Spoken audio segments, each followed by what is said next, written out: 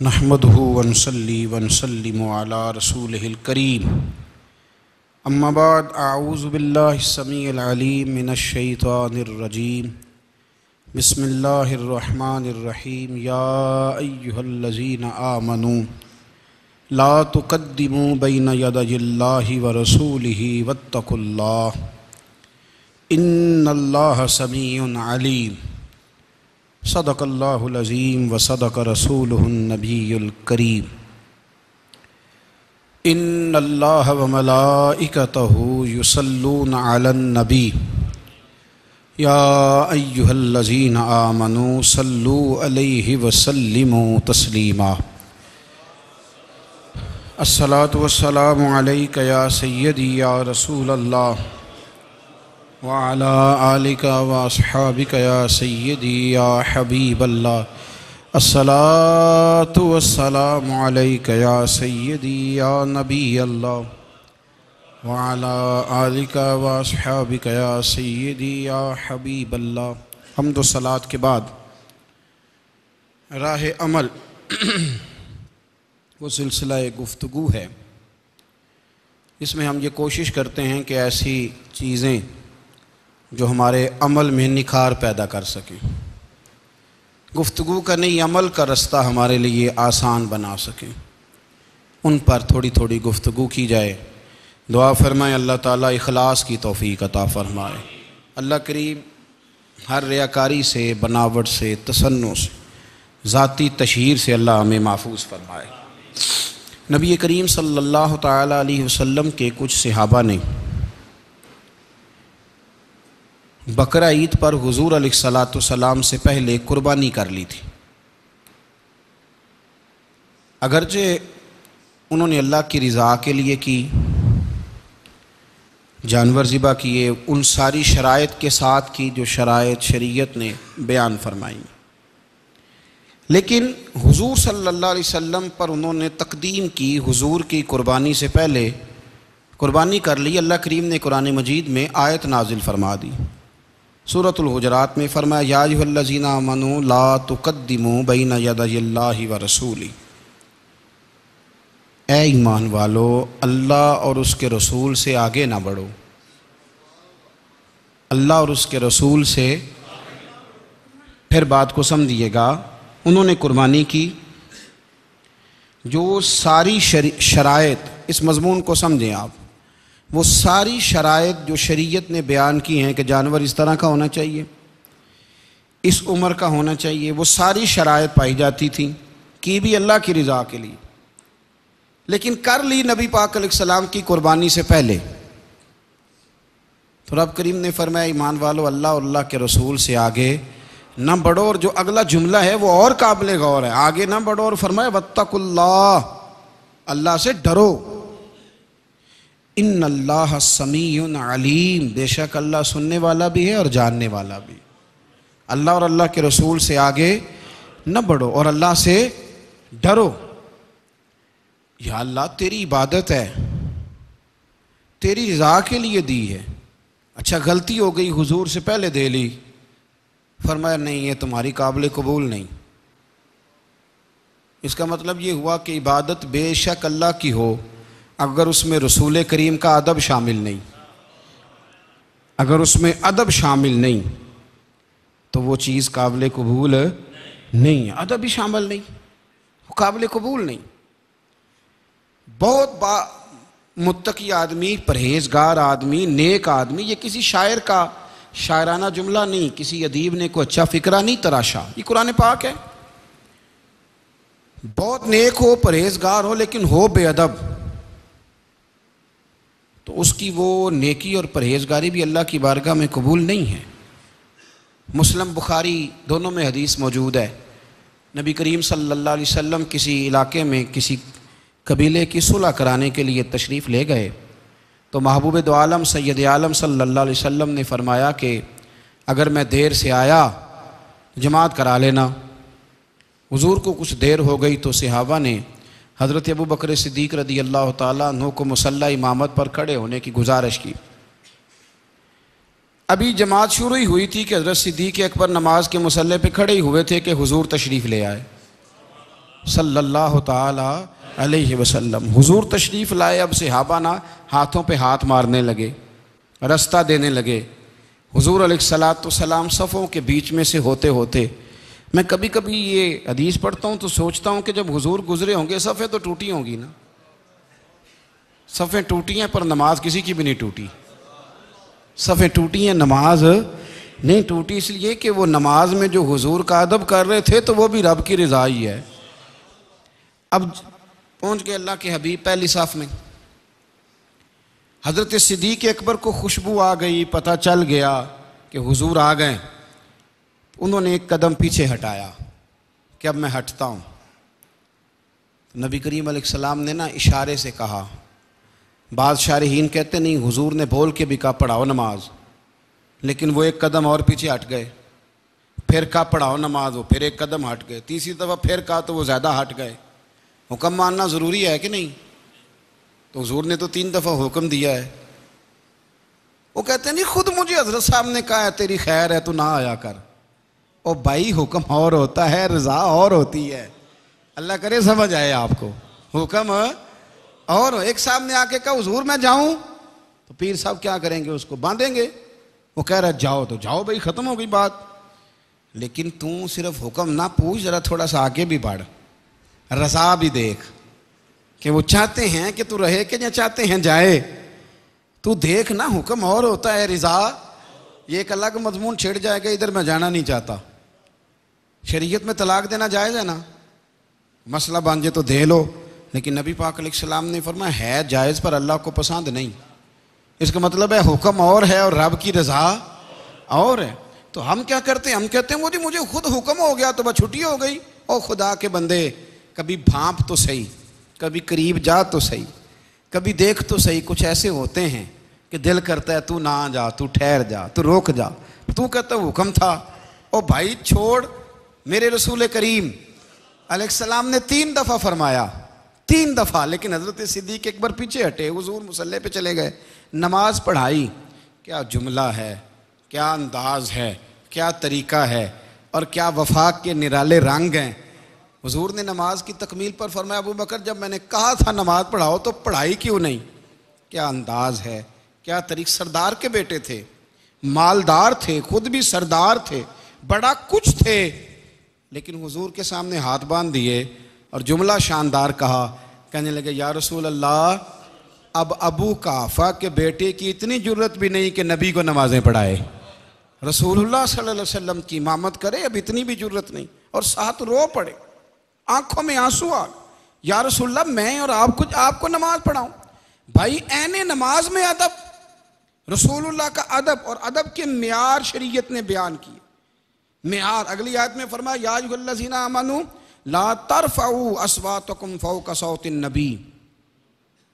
اے ایمان والو, اپنی آوازیں نبی کی آواز سے اونچی نہ کرنا.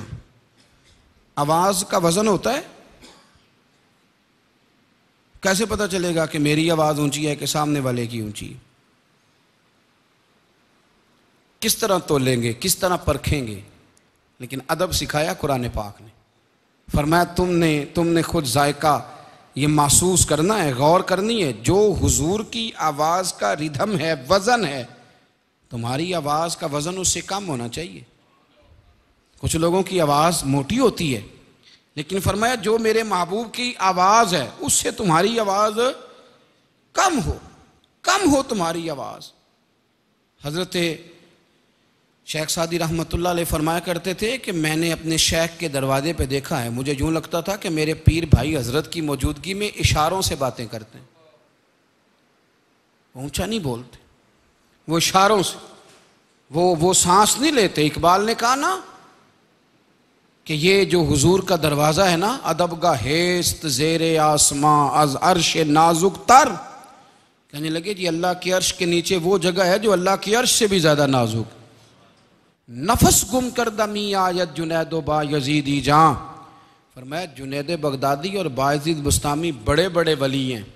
داتا علی اجویری اور غوث پاک جیلانی ان کے مریدوں میں شامل ہیں. حضرت جنید بغدادی بڑے ولی ہیں جو غوث پاک کے بھی پیر ہیں, داتا علی اجویری کے بھی پیر ہیں.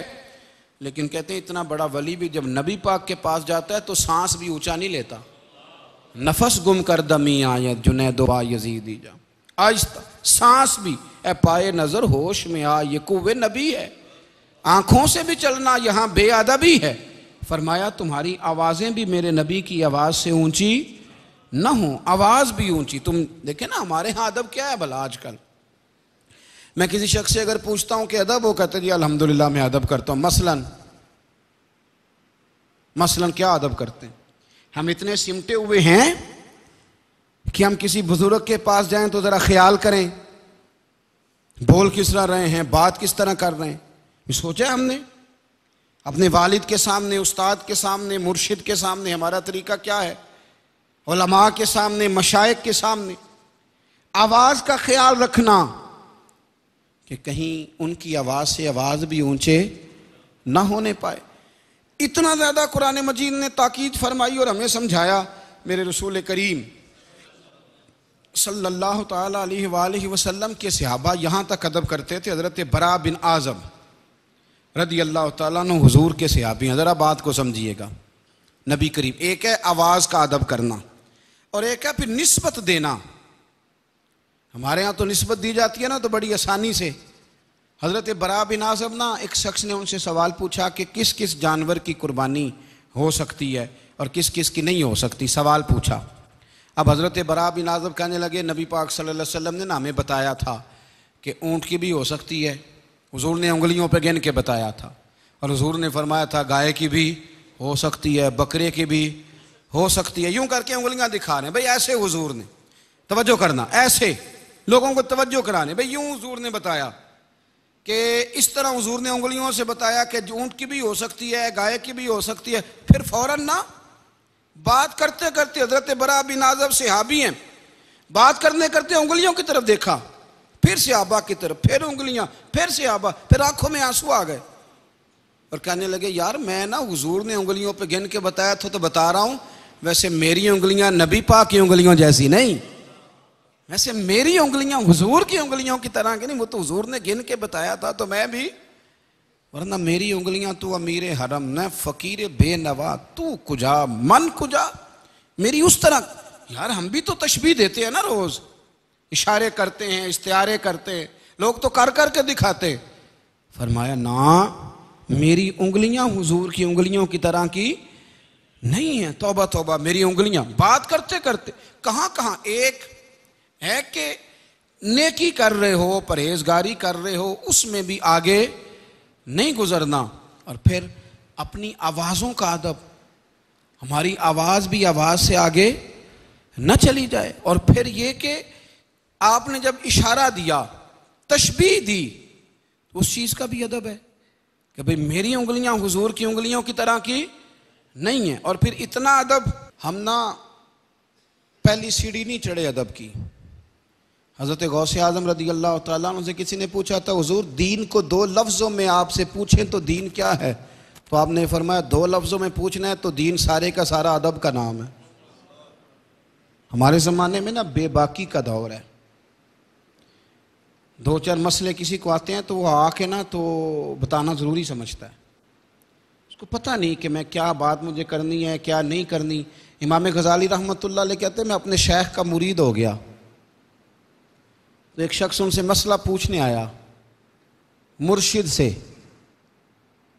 تو وہ کہنے لگے بھئی مجھے نہیں آتا، یہ اس سوال کا جواب مجھے نہیں آتا. کہتے میں نے اس بندے کو نا پکڑ لیا، کونے میں لے گیا، میں نے کہا میں تجھے بتاتا ہوں. کہتے جب میں بتانے لگا تو میرے شیخ نے آواز دی، کہنے لگے غزالی میں تیرا مرید نہ ہو جاؤں؟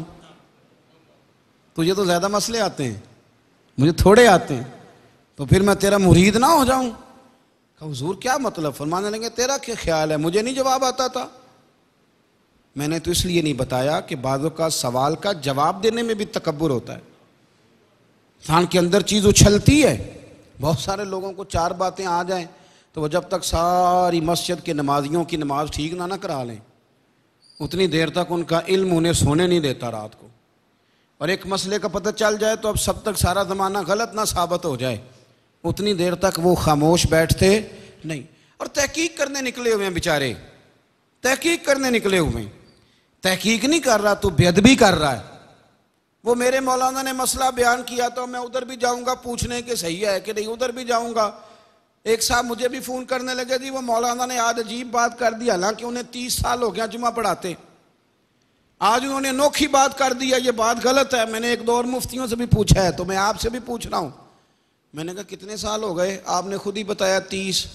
تو میں نے کہا 30 سالوں میں جو اس نے صحیح باتیں کی ہیں وہ بھی آپ نے کسی کو بتائی ہیں؟ 30 سالوں میں ایک غلطی بھی تو بندے کو لگ ہی جاتی ہے نا۔ مہربانی کر یار، جو انہوں نے باقی ساری صحیح بتائی ہیں ان کا ذکر کر، یہ تو بے ادبی ہے۔ آپ کو پتہ ہے ہمارے صوفیاء نے لکھا ہے کہ اپنے شیخ کو، ادھر دیکھو میری طرف، اپنے استاد کو تبلیغ کرنا بھی منع ہے عام آدمی کا۔ آپ جا کے استاد جی کو نہیں کہہ سکتے کہ اٹھے نماز کا ٹائم ہو گیا، سوئے ہوں تو بات الگ ہے، لیکن بیٹھے ہوں تو آپ نہیں کہہ سکتے چلو نماز پڑھ لو۔ وہ شیخ ہیں آپ کے، کس حکمت سے بیٹھے ہیں، کیوں بیٹھے ہیں، کن وجوہات پہ بیٹھے ہیں، یہ آپ کو سمجھنا چاہیے۔ کچھ چیزیں ایسی ہوتی ہیں جو تفصیل طلب نہیں ہوتی، لیکن ہمارے ہاں مزاج بن گیا ہے، جس کو 4 لفظ آ جاتے ہیں وہی سب سے بڑا شیخ ہوتا ہے۔ یہ بے ادبی ہے، اور بے ادب آدمی جو ہوتا ہے نا بے سکون ہوتا ہے، بے ادب آدمی بے کیف ہوتا ہے، اسے لفظوں کا ہیر پھیر آ بھی جائے تو عبادت کی لذت نہیں آتی، ہاں اس کی شہوتیں اس پر غلبہ کر جاتی ہیں، وہ کئی دفعہ نفس کی غلامی کا شکار ہوتا ہے۔ ادب حسن ہے، ادب وقار ہے، ادب کے اندر جاذبیت ہے۔ میرے رسول کریم نبی رحمت رسول اکرم صلی اللہ تعالی علیہ وسلم کے صحابہ، حضور بہت سارے آداب بتاتے نہیں تھے کہ اس طرح کرو، لیکن جب آپ نے ادب کرنا ہو تو پھر ادب آ بھی جاتا ہے، لیکن جب ارادہ ہی نہ ہو پھر کیسے آئے گا؟ پھر انسان بہانے کرتا ہے۔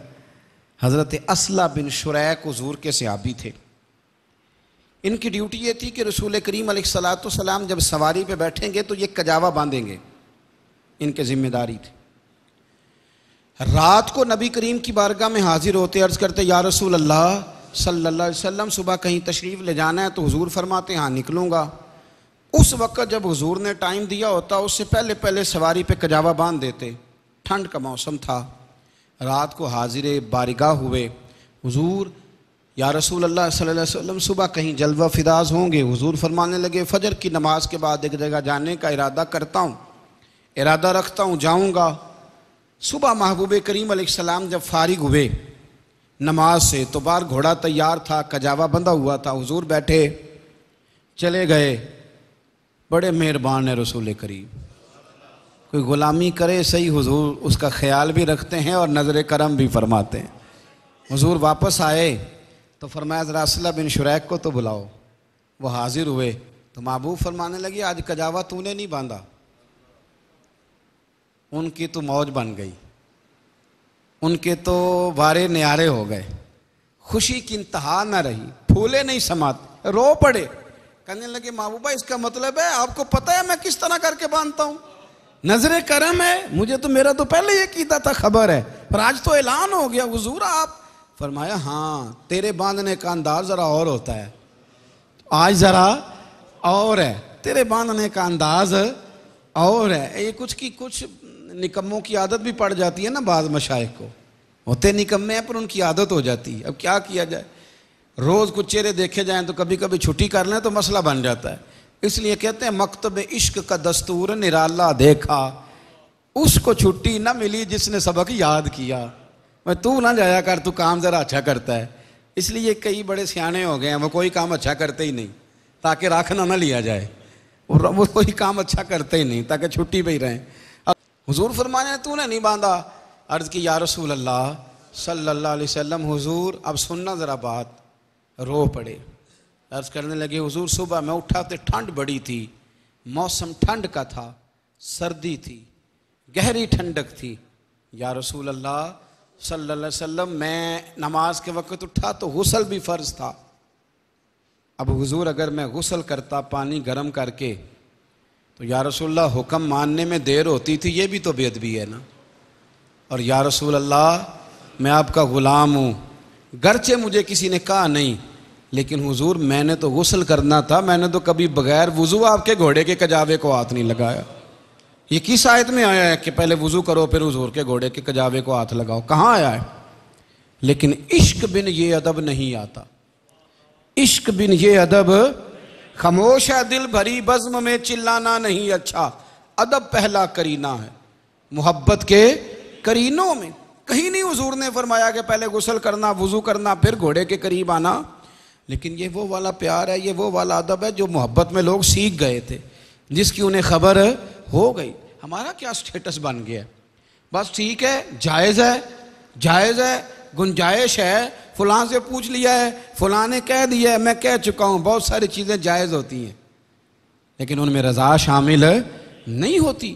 عزیز دوستو، نہیں کہا حضور نے کہ تم پہلے غسل کرنا پھر میرے کجاوے کو ہاتھ لگانا، لیکن میرے رسول کریم علیہ السلام کے غلام یہاں تک آداب بجا لاتے، یہاں تک قدر کرتے، یہاں تک خیال فرما، یہاں تک احساس کرتے رسول کائنات صلی اللہ علیہ وسلم کی باتوں کا کہ کجاوے کو بھی ہاتھ لگاتے تو پہلے غسل کرتے، پہلے وضو کرتے، پہلے خیال کرتے. ایک دن حضرت ابو ہریرہ گلی سے آ رہے تھے تو حضور گزر رہے تھے، سامنے سے وہ بھی آ گئے تو جناب ابو ہریرہ حضور کو دیکھ کے تو دوڑ گئے. اب سرکار تو سارا کچھ جانتے ہیں، پر کہیں دائیں بائیں ہوتے ہیں جن کے لیے بڑی ٹینشن بن جاتی ہے. یہ کیا بنا، یہ بڑا پکا غلام ہے جی، کدھر گیا جی، آج کدھر ہے جی، اور تجھے نہیں نہ پتا تو نام بول. میرا نظریہ یہ ہے کہ حضور نے ان کی تسلی کرائی. حضرت ابو ہریرہ شام کو ملے تو بندے وہ بھی ابھی ساتھ تھے، تو حضور نے فرمایا ابو ہریرہ سویرے ہمیں دیکھ کے نکل کیوں گئے تھے؟ جواب سنو گے تو خوش ہو جاؤ گے. عرض کرنے لگے یا رسول اللہ میں نے غسل کرنا تھا، غسل میرے اوپر ضروری تھا، اور بغیر غسل اور وضو کے میں نے کبھی آپ کا چہرہ دیکھا نہیں. میں نے یہ عبادت کرنی ہوتی ہے آپ کا مکھڑا دیکھنے کی. مکھ چند بدل شاہ شانی ہے، متھے چمک دی لاٹ نورانی ہے، کالی زلف تے اکھ مستانی ہے، مخمور اکھی ہن مد بھریاں، کتھے مہر علی کتھے تیری ثنا، مشتاق اکھیں کتھے. اور پھر کہتے ہیں سبحان اللہ ما اجمل کا ما اکمل کا ما احسن، کتھے مہر علی تے کتھے تیری ثنا، مشتاق اکھیں کتھے جھالڑیاں.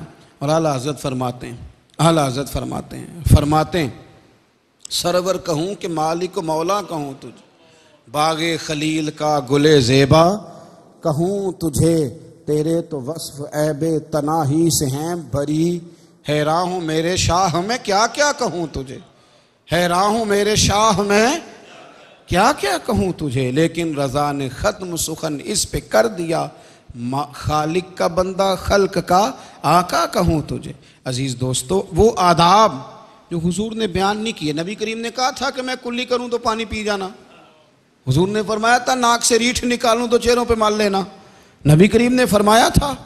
لیکن جب عشق سکھاتا ہے آداب خود آگاہی، پھر کھلتے ہیں غلاموں پر اسرار شہنشاہی، پھر رستے خود بخود واضح خود. اپنی زندگیوں کو سمیٹ کے رکھیں. ہم نا بڑی باتیں کرتے ہیں، اللہ بڑی بے ادبیاں کرتے ہیں، کبھی کسی اللہ کے ولی کے بارے میں، کبھی کسی شیخ کے بارے میں، کبھی کسی کے بارے میں، کبھی کسی کے بارے میں. آپ کو پتہ ہے کچھ جرم ایسے ہیں جن کے بارے میں یہ نہیں کہا کہ گناہ ہوگا دوزخ میں جائے گا، بلکہ حضور نے فرمایا، رب فرماتا ہے جس نے ولی سے دشمنی کی، میرا اعلان جنگ ہے بھائی، اس کے خلاف جنگ ہوگی، اس کے تو پھر اسے سکون آ سکتا ہے. یاد رکھیں، اس کو معمولی گناہ نہ سمجھیں. ہم جس کا مرضی پگڑی اچھال دیتے ہیں. اللہ فرماتا ہے میری تیری جنگ چل رہی ہے تو میرے نیک بندوں کی پگڑیاں کھولتا ہے، جنگ چل رہی ہے، جا جتنے مرضی کما لے، ان میں برکت نہیں ہو سکتی. جا جتنا مرضی کمرہ ٹھنڈا کر لے، 4 AC لگا کے، نیند نہیں آ سکتی، اس لیے کہ جنگ چل رہی ہے. تو ضمیر کا قیدی ہے، تو کیسے باہر آئے گا؟ بھائی ادب، آداب سمٹے ہوئے لوگ، پیار والے لوگ، خلوص والے لوگ بڑی بے باکیاں ہیں. کچھ لوگ ایسے ہیں جو کہتے ہیں میں پڑھ گیا ہوں، میں کسی کو بولنے نہیں دیتا، میں سمجھدار ہوں، اب کسی شخص کی سمجھ مجھ سے آگے جا نہیں سکتی. اب میں نا سب کو شیشوں میں اتار لیتا ہوں، تو میں کہا کرتا ہوں نہیں میاں شیشہ تو بڑی چیز ہے، تو شیشی میں بھی اتار سکتا ہے، چھوٹی سی والی میں بھی تو اتار سکتا ہے. پر یاد رکھنا جو ساری زندگی لوگوں کو آئینوں میں اتارتے ہیں نا، وہ سمجھ لیں کہ وہ بھی کسی کے آئینے میں اترے ہوئے ہیں، ان کو بھی یا شیطان نے اپنے آئینے میں اتار لیا ہے یا نفس کی غلامی کا شکار ہو گئے۔ یہ کیسے ہو سکتا ہے کہ انسان بے ادب ہو اور پھر سکون والا ہو، قرار والا ہو؟ ادب ایک حسن ہے، طریقت کا پہلا شعبہ ادب ہے۔ جب آپ نے اللہ کے راستے میں سفر کرنا ہے تو پہلی سیڑھی ادب ہے۔ ادب سے آپ آگے مقام حاصل کریں گے، باقی سارے درجات ادب سے طے ہوں گے۔ ادب مقامات دے گا، ادب وقار دے گا۔ اعلیٰ حضرت رحمۃ اللہ علیہ فرماتے ہیں میں ساری زندگی وہاں بیٹھا نہیں جہاں میرے استاد بیٹھا کرتے تھے۔ ایک دفعہ وہ جگہ دیکھ لی جہاں شیخ بیٹھے ہیں، پھر پلٹ کے اس جگہ میں نے پیر نہیں رکھا، یہاں میرے شیخ بیٹھتے ہیں۔ فرماتے ہیں ساری زندگی میں نے اپنے مشائخ کی اولادوں کا بھی یوں ہی ادب کیا ہے جس طرح اپنے شیخ کا کیا۔ آپ فرماتے تھے زندگی ادب سے۔ دیکھیں نا، نبی کریم علیہ السلام کی خدمت میں آ کے ایک شخص نے عرض کیا تھا حضور میرا کاروبار نہیں چلتا۔ تفسیر روح البیان میں حدیث ہے، یہ جن کو کاروباری پریشانیاں وہ سارے لوگ توجہ کریں اس بات۔ تفسیر روح البیان میں یہ حدیث موجود ہے، یا رسول اللہ صلی اللہ علیہ وسلم میرا کاروبار نہیں چلتا، جو کام کرتا ہوں پریشان ہوتا ہوں۔ تو حضور علیہ السلام فرمانے لگے کہیں ایسا تو نہیں کہ تو سفید داڑھی والے بزرگوں کے آگے آگے چلتا ہے؟ تفسیر روح البیان میں موجود ہے، سفید داڑھی والوں کو پشت تو نہیں کرتا؟ اگر کوئی سفید داڑھی والے خالی مومن کو پشت کرے اس کے رزق میں برکت نہیں ہوتی، تو جو اللہ کے ولی کے آگے آگے چلے، جو ایک رسوخ علم رکھنے والے عالم کی بے ادبی کرے، جو ایک صحیح العقیدہ شیخ کے بارے میں بدگمانیاں کرے، وہ کہے کہ میں پریشان ہوں، تو بھائی سارے کاروبار غیر جادوگر نہیں باندھتے، کچھ بے ادب بھی کاروبار اپنا باندھ لیتے ہیں۔ وہی بندہ ہوتا ہے کھول سکتا نہیں۔ حضرت ابو درداء رضی اللہ تعالیٰ عنہ فرماتے ہیں حضور کبھی مجھ سے ناراض نہیں ہوئے حضور کبھی۔ ایک دن حضور نے مجھے دعوت دی، بلایا، میں دوڑا گیا، حاضر خدمت ہوا، یا رسول اللہ حکم ہو۔ میں جب گیا تو میں نے حضور کے چہرے پر آثار ناراضگی دیکھے۔ یا رسول اللہ آپ ناراض ہیں؟ فرمایا ہاں۔ تو میں تو تڑپ گرا جو ان کی نگاہ سے وہ سنبھل نہیں سکتا۔ یہ کیا ہوا حضور آپ ناراض ہیں؟ نبی کریم علیہ السلام نے فرمایا آج دوپہر میں تم گلی میں چل رہے تھے؟ حضور میں چل رہا تھا۔ فرمایا تمہیں پتہ ہے تمہارے پیچھے کون تھا؟ کہتے میں کانپ گیا۔ میں نے کہا حضور کیا ہوا؟ فرمایا تم میرے ابو بکر صدیق کے آگے آگے چل رہے تھے، تم ابو بکر کے آگے چل رہے تھے۔ فرمایا ابو درداء نہ کسی پر سورج طلوع ہوا نہ غروب ہوا جو میرے صدیق سے افضل ہو۔ ابو بکر کو پشت کر کے چل رہے تھے۔ چلنے میں بھی ادب، بولنے میں بھی ادب، نماز میں بھی ادب، مثال دینے میں بھی ادب، انگلیوں کے اشارے میں بھی اتنا ادب، اس قدر اکرام۔